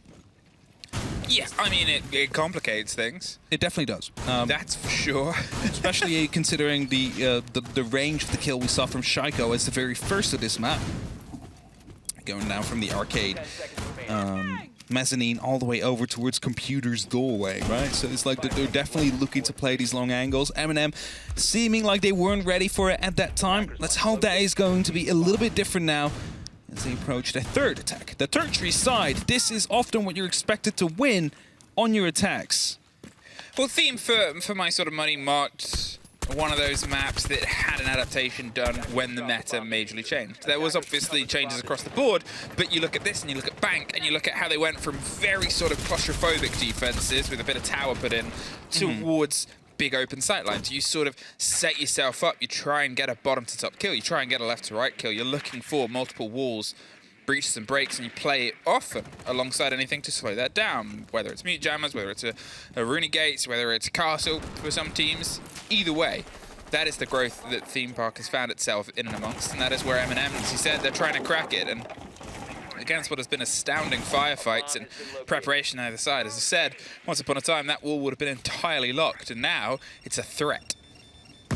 Slide opening being made onto the bunk side of things, just so you can get a long angle when you're moving from cafe, but it's not going to be the eventual side. It is an extension, though, that they're hoping to cut down. And Lem's now fully aware of it, so they are going to be putting up a little bit more of an awareness out there, just to shut down any of the players that might be approaching from that direction. And as the first line scan comes through, they're hoping to move on the back of that. Taran taking down a PC utility there, instantly followed up by a new goo mine from Shaiko. He's not willing to let that staircase be handed over as quickly. No, he is not. As instead, he's going to get himself a little bit more solidity. They back it off, lock off that back end, and turn what can be an angle into something a little bit more supportive. Shaiko doesn't swing there. Onto the call of the goo mine. I think they expected it and didn't hear the pull of the pin or the player try and tuck tail, so they knew the angle was being watched. They hoped they would get a little bit lucky to it. Renshiro pops over the top of the computers, but what you're looking at now is, well, 2 minutes gone. Tyrant, he gets the hop up. Efac's able to get 1 kill off the back of it. He's going for a massive bit of surprise, and if he can pull this off here, that's a bold connection. Solotov, for the first time in a while, it feels like MnM are able to keep themselves toe-to-toe, but it's very quickly pulled against. There it is. The call, the ping, the pull, and the pressure. Shaiko knew what the game was, and he refused to play. Oh, Nella now's going to be stuck as a double swing to come through. Doesn't find one, and that's just to clean up the sweep up of LMs as they find the next round here. They knew where these last 2 players were. They were basically just locked inside there, couldn't get out. And that's going to be a 3-0 for BDS. They are continuing the dominance that they have shown over Clubhouse, and they're headed back towards the Armory and Throne Room now. This is the site where they managed to get that long opening kill. It was replied to, though, by MnM, but again, they lacked that man advantage. They only had their Jekyll line, and Doe could be left, which means there was basically no utility to truly breach through the site. So they need to change that this time around. And as Hibana gets brought, Flores gets brought. Pieces of utility you could use to solve the puzzle tossed upon you by BDS. I mean, it is always one of those situations where things get tricky. As I said, there's evaluation. You have to evaluate the progress you're making and weigh it against the expectations you had here, and those change. Not generally round to round, but definitely map to map, and the expectations from the last map to this were, let's be more competitive. It's been tricky for them, but what you're looking at, if you glance your eyes over to the side of BDS, is only 3 players technically got kills. Granted, they've got themselves a lot, but still, there is room there for MnM. They're a little bit more connected to, I would say, some of these rounds than they might have been in their sort of lowest towards the latter half of the previous map. It's also the front line, though, of BDS that is getting these kills. That was on drone. He was on drone. You still miss out on that one. What happens? Shaiko able to get that first kill, but instantly shut down. That's going to be helpful, at least slightly. And I'm not sure if they went on the drone right after they jumped in or right before it, but that's an unfortunate loss. It would have been before. It had to be before because we saw them. We saw the whole interaction from the perspective of the drone. So did they. Renshiro finds Solotov. Nello's going to drive right into sight. He wants to get the swing onto the fight, but the reveal comes through. They're going to see if they can plant. They're tucked around in the corner. The impact hits it, the second and the third. But that is a little bit more punch packed into it. A 2 versus 1. Nello, he finds himself being watched, pops close with the shotgun, but suffers the wrong end of it. Can't quite find the opposing one, and I'm assuming we'll get a timeout. Yeah, looking at Nello's face as well, he wasn't too happy with how that round played out. I mean, they wanted to go for a quick rush. They saw Shaiko, they saw him isolated, lost the player to that, unfortunately, but still continued their rush. Got to sight, not the plant. And indeed, the timeout is being called. 45 seconds for MnM to try and get everything back up on the road. Seeing if they can actually get some rounds on the board here, because 4-0 so far, it's not boding well for them, especially looking at how Clubhouse went with that 7-2 loss. And you said it, only 3 players that kills on the board? Well, that's 5 now, so BDS listened to your criticism and they decided, you know, if you want us to do better, we'll just do that instead. Listen, I was looking for the positives, and unfortunately, so is BDS. It's rocky, it's tough, because you compare some of this MnM from the MnM we saw yesterday, whether it's who they're up against, whether it's the sort of fight that's coming through. I mean, you know, you're looking at what is, for people's money, 2 of the top teams that MnM's played yesterday and today, Wolves and BDS.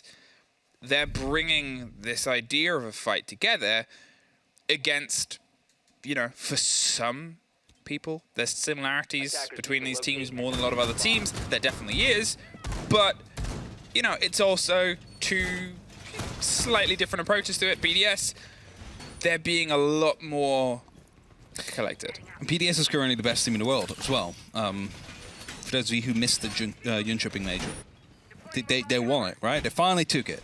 They did what they have been basically favored by fans to do for years. And Yeah, they've it done was it only now. when they weren't favored. Yeah, when they weren't favored, they managed to take the win. But does when this the pressure remove was that on. pressure of BDS? Because now they've done it. They've won the major, right? What's another EUL final? They've already won one of those. Yeah. They've won 3 tournaments this year. That's the problem. They would win a lot of things like this and not get the major. If they can sort of demonstrate that they can do both. I mean, how many teams have we seen win a major and then drop off a little bit? How many teams have we seen win SI and then drop off a little bit? To be able to keep a consistency after major success is weirdly one of the tougher things for a lot of teams, especially in Siege. And BDS, I mean, if I'm going to say MnM, their performance is definitely suffering from yesterday. BDS is just as clean. And that's that sort of worry for any team going up against them. Definitely is. BDS not acting different to any of the teams they're playing against. It's always that same consistent performance we're seeing. And MnM so far hasn't been able to deal with it at all. It's always that worrying part. But as the pressure slowly starts coming down, 2 minutes left on that clock, you still see MnM trying to go for a bit of a guess. Where are we going from? Computers is being eyed upon now by Solotov, but as Gemini gets taken out, they see that shield. They know it's going to be quite dangerous to go out there, so Users explores a different option. But his drone gets shot out from the drone underneath, so he's not even going to be able to enter the building with that RC Rotero. Needs to go for a second. He's going to be going through. Solotov dies in the meantime by Likafak, who's still aggressive out on this balcony. Spots a second head. Wanted to go for it just for a second there, but he's not going to commit. He's sort of hoping that somebody's going for a swing round. Shaiko did. Shaiko committed, and Shaiko got locked off by Neo, still just holding the rappel. He's by himself. And that's what Likafak was trying to find, was maybe a support structure and hoping somebody was going to swing and, you know, treat him like the anchor. But there's nothing else that's currently coming towards the side of Neo. So they can sort of sit and wait. It's a pointless engagement now for them to take. Instead, they pull back. A minute 20, and well, why not start softening off some of this, because there's still that in the hard for them to get through.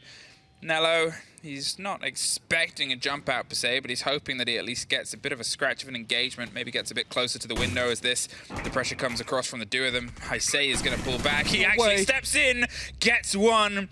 Oh, and he is waiting with bated breath behind the computer. Cannot get Neo. Neo finds his second and keeps them fighting. Still finding Tyrant though. That's a kill that he managed to take out of that engagement in the end. And that's 45 seconds left now for a 3-on-3 engagement. LMs still has that shield, but he's completely blind for now. Users hoping to put some pressure right behind it, but there's going to be a 2-man lineup right behind that shield. How close can he get? Another flashbang tossed in, goes for the hop-up, but blinds himself. Both now going to be blind. He finds the kill though, and that is going to be initiation in their hands. What can they do from here on? 25 seconds now, and they've done a bit of a dangerous drive here, but for the first time, it is the man advantage into their favor after the TAC time out. 2 BDS players, Renshiro and Bride, stuck on the back lines. Now just Renshiro, 2 impacts to his name, and 10 seconds to try and game this out. The flashes come through, but he doesn't see the end of it. MnM finally find their first round on this, the second map, 4-1. They might still be able to pull themselves towards a 2-4, a bit of an improvement on before, and what can be expected for some teams on their attack here on theme. At least they have that one round, which is going to be providing them that buffer going into the second half. If this would have been an 0-6 lock-off, it would have been very difficult to hold BDS back in all their attacks, because the thing is, right, they have that wiggle room then to try something funky, to just go for a rush, to just toss it in there if MnM doesn't seem ready for it. That's just something MnM doesn't have to their advantage right now. They are behind. They need to make up ground. They cannot throw in one of those pocket strats and just hope for the best. They need to try and play this as clean as they possibly can. And that last round, definitely clean. To some extent, like except for the first initial engagement onto Likafak and not being able to isolate him for a second kill, but you still managed to trade him out right after, and that is what we like to see from MnM. That's the gameplay we saw from them yesterday against Wolves, which made them so much better than the other French team that played in the EUL finals. That's what we need to see more, just that team play, just playing on each other's trades and finding success that way.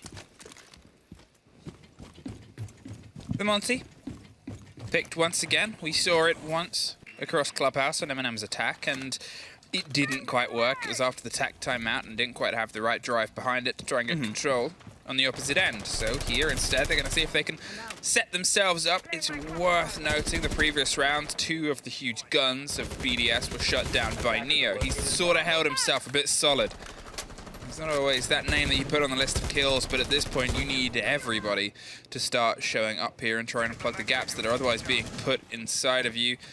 In fact, he's got himself stepped up and prepped up ready around the drop of the hatch if he wants to take it. But for now, well, his Tyrant may be putting some pressure on from underneath.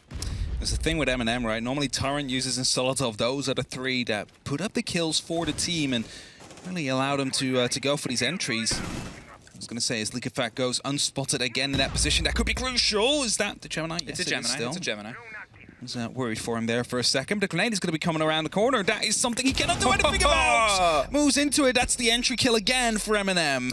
A perfect delivery there from Solotov, and now they're going to see if they can try and move behind it. The Monty is getting the pings out. They've got themselves prepped up here inside the control room. They're peering over that hefty computer desk and hoping that the swing comes around against them. The first drone is dropped and actually is able to pop off, not quite in the range there of where they wanted it to go. The second is just going to get the reveal of the player behind the pillar. The Monty is watching. They know that there's one technically isolated, but you still have to drive your way in. It was an XRC Rotero taking out that shield a little bit further in. Smoke canisters coming through right now to stop any form of support. But Solotov does that instead by taking out Manchiro. An instant return from a smoke canister coming through from MnM to hold the Monty at bay. Grenade coming through, but it's not going to be doing too much damage onto Bride, who holds on tight. Has that shotgun out. Is wanting to go for an instant kill here. MnM still trying to knock on the front doors here with users repelling in. That's it. Users now putting pressure onto the back line. He's seen that it's fully locked at this point. It's actually a little bit more of a swing than he might have expected. There's the reveal. The player is caught on the pillar, finds the second, and uses with Tyrant making the final connection. 2 rounds to their name and a flawless as well. Okay, MnM, the timeout has definitely opted a lot better than before. How much of a difference now can you start to put here on your defense? These 2 rounds were more than necessary for MnM because this gives them a fighting opportunity as they head over towards the defense themselves. Now they will be on the favored side. Going up against BDS. However, I believe Anne mentioned it before, they were flawless under attack during the major in the grand finals. So that is something that MnM will have to fend off here. See if they can stop BDS in their tracks. Start getting into their heads a little bit here. They start off by doing so. By going towards the throne room again. So we're going towards that ground floor. It's quite a difficult side to attack to some extent. 3 walls that sometimes do get opened up. Depends on which ones they actually want to go for. Looking at the right-hand side, Bride bringing out Hibana, so the X-Currents will be in play. Not using the Thermite, probably due to often impact tricks coming through. And if you look at the left-hand side of your screen, you see 6 of them on the board. So it's going to be a bit more of a range operation here. Yeah, I mean, give yourself a bit of an arm's length. 5 seconds to insertion. Well, that's a hidden drone in the side by Shaiko. Knows that Nello is going to be reinforcing off that wall, and is also the opportunity to see where those claws will go. Hey, it gives you the route through for a Twitch who's on the board. They can try and get the catch. They're not going to be entirely baiting them out. They're tricky to try and root out from certain angles above, if you can get it, or rolls from the hole either side. So the Twitch drone has a lot to do here. And it is obviously playing only really against the Mozzie. There's no mute to stop it. So the particular angle that Solotov set those traps up is really going to be the only thing that can stop the roll.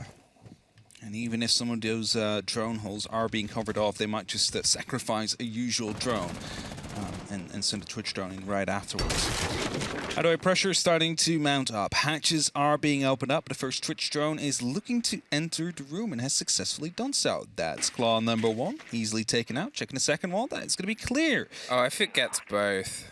It probably is going to get both. Please That's the Cade. get both. And just looking for it. There it is. Both taken care of. No problem whatsoever. Lems gets the entry kill onto Tyrant as well. It's not a great start for MnM here. Nope.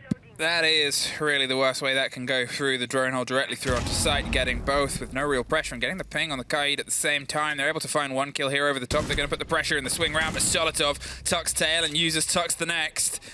Great double take there. They're able to bite back some of that control. As you can see, they fought back their way through towards the site. Lems does find the balance. gets Solotov loose. There's one more player that's off towards the top of Dragon. They've got to try and fight their way across the floor if they want to get the fight, and they're not actually even going to opt to take it. They put themselves back at 3 versus 3 inside the site. They still have the hard destruction to open up some of these angles, but it is a big rotate to go from one side to the other here. All impacts used as well, so just a C4 available now on Nello to stop any of these plans, any of these openings from happening. Doesn't seem like that's what he wants to use it for, though. He's just holding it in pocket for now as BDS is looking to, well, find the approach they would like to go for. Actually quickly giving away their call. However, this X-Scarus will be definitely more telling of where their attack will actually be coming from. Yeah, getting 6, getting that opened up, giving themselves the width and the angle to the back end. Obviously, you still have enough to make a rotate through onto either of the other two if you want, but it's Usus that gets caught out there by Alems right down on Dragon Door. They didn't expect the player there, but not getting the kill is a huge blow, because now they know Neo is not on the site. They've got to see if they can peel themselves back in. They do not. They're holding on from what they opened up before. Nello now is the only thing that stands between BDS trying to get one more round. He's watching towards the feet, the imprint that comes across. The other side isn't one where they can get the rotate in. They got to take the door here onto Split. He's expecting the first fight, the break ground. The Banshee will give some of the call onto Split. They swing themselves through. They get a trade out of the other end of it. But here, BDS, they get the first attack round. Well done there. Very clinical, clearing out those roamers. Yes, you lost 2 of those, but then also using the opening in barrels to basically cut that side in half and make sure no one can rotate back in from that Dragon side where someone has been spotted before. That is just going to help BDS get themselves across that finish line on that very first attack. And I'm not opting to go straight back down towards the throne room. They're headed towards Bunk and Daycare, a bit more of a, less turtley site. You can extend a bit more here towards Initiation and the office. Is probably what they would like to go for as well. Because that bottom floor, I mean, you're roaming up on the top floor, but there's no real way back down. And the rest is just turtling and hoping for the best and hoping you win your gunfights as soon as they start coming through. Didn't work out for them. Taran is hiding his cameras again. They're hoping to get as much information as they possibly can before BDS is able to strike them as they extend again towards Initiation. Okay, MnM. Not the best way to open up the second half, but you're able to claw back what felt a little bit impossible in the first half as well. BDS resting control. I think you can see from the expression there and the end of round cams that Alems knew that there was a lot of importance here. Not to say that they needed to heat up their performance from before, but a slightly different approach. And this, the drone game that is once again punishing the approach. They know the players there. This grenade, it knows the players there as well. What a way to open a door. You see the little chuckle on Shaiko's camera as well as he tossed that one in. He's like, oh, here's the Valkyrie cam, so they also had information on us. Just weren't able to use it properly. But that's a free entry kill. That's Uses off the board. One of the top fraggers so far on MnM. They're all very equal, but just had a little bit extra. It's taken care of. BDS looking to put themselves on a map and match point here. God, imagine a Solus. Yeah, no, you would have been able to take out that drone. It's probably why BDS banned it, to be fair. They want to play with their pre-placed drones for these kind of openings. Well, they get themselves the early lead in. The first body is theirs. No response. How can you to a kill like that? And it gives BDS the mantle to be able to start setting themselves up with a little bit more risk possibility in their approach. The hop over the top. And Shaiko with a grenade threading the needle. Almost connecting a second. I'm not sure if the call was there, but it was definitely perfectly played, and maybe there was a hand guided from Usus from above. This grenade tucked around the corner isn't going to get popped off. It does roll close, but Shaiko does get the next on the back of it. Shaiko killed a man I couldn't even see. Looks to see if he can find one more inside the bathroom, but they're not going to risk the full fight. He has been spotted here. Taran finds Leakafak, at least a bit of a return for MnM into the round, but there's still a man down with a minute 20 left on the clock. It is a lot of time for BDS to just drone, to just get information, to get the people where they need to be. And as a reinforcement comes off, that is going to be relieving at least a little bit of pressure, as crazy as it sounds, for both these teams, because that's an angle they no longer have to worry about on the side of BDS. as they're looking to find themselves an entry. They seem to be aware of one player near the mezzanines. In the meantime, he will be in break, the other on the actual side. Claymores are being set up. That makes me believe that LMs might want to go for a bit of a rappel here onto break to put up that pressure. That's exactly what he does. They're trying to go for a 3-prong attack here. I mean, when you have 3 prongs, utilize them. They're looking for the 2 remaining players that are buried in. They're going to have to try and keep their heads on a little bit more of a swivel. The intel is being stopped directly as it comes through. They want to be prepped ready for the fight here. You can see, as you said, Lamb's prepped up on these windows for 30 seconds. They want to get the swing and the momentum. The other 2 players tacked up. The flashes caught out, but they're still going to pop off for Shaiko. He's looking for the first ace of this showdown. He was close once before, and as Brede is going to see if he can get the stick, and Alems is just going to rotate back around on the opposite side. He doesn't quite know where the kit's being planted. There it is, a little knife ace! Oh no! Shaiko! He's just laughing. He's just enjoying himself right now. Brede's like, what are we doing? How are we winning these rounds like this? I don't know what to say. I don't even think they do. He just went for it. He ran into that corner with the intent to knife that last player. That is definitely what he wanted to do there. Oh well, 2-6, where we have seen this before. Defenders, protect your bombs. MnM, can you find a defensive round here to start that comeback? This grenade, by the way, perfect. Perfectly observed as well, thank you. Perfectly observed. The way he blew off as well is just... Knock, knock, who's there? This is Shaiko, right? He just finds these kids.